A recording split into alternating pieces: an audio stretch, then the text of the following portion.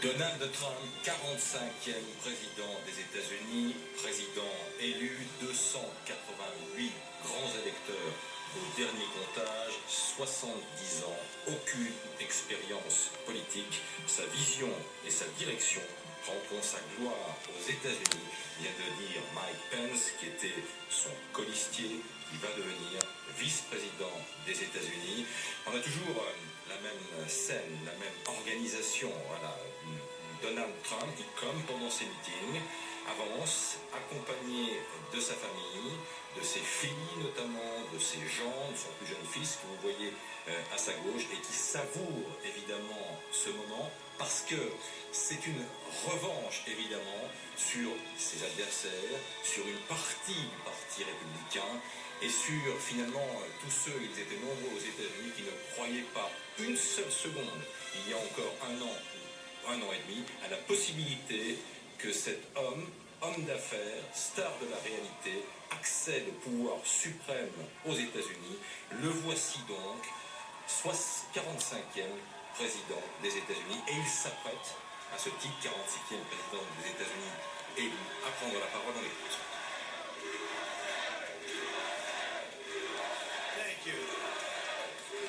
Merci, merci beaucoup.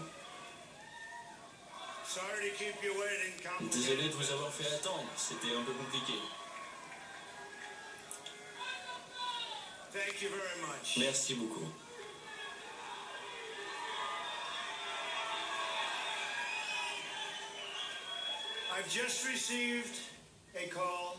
Je viens de recevoir un appel de Madame la secrétaire d'État Hillary Clinton.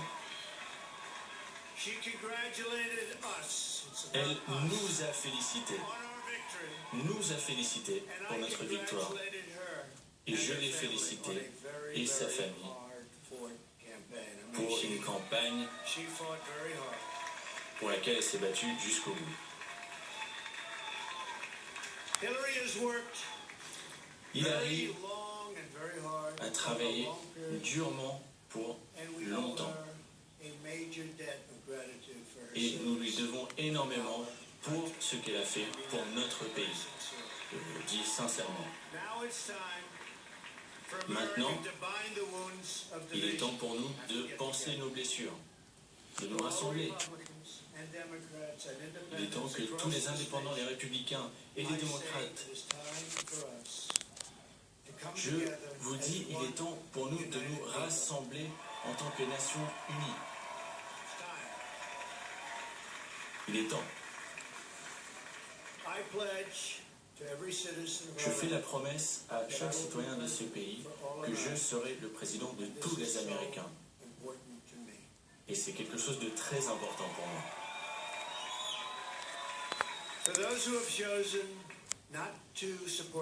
Pour ceux qui ont choisi de ne pas me soutenir par le passé, et il y en avait, je vous tends la main. Je demande votre aide, votre direction, afin que nous puissions travailler ensemble afin d'unifier notre grand pays. Comme je l'ai dit depuis le début,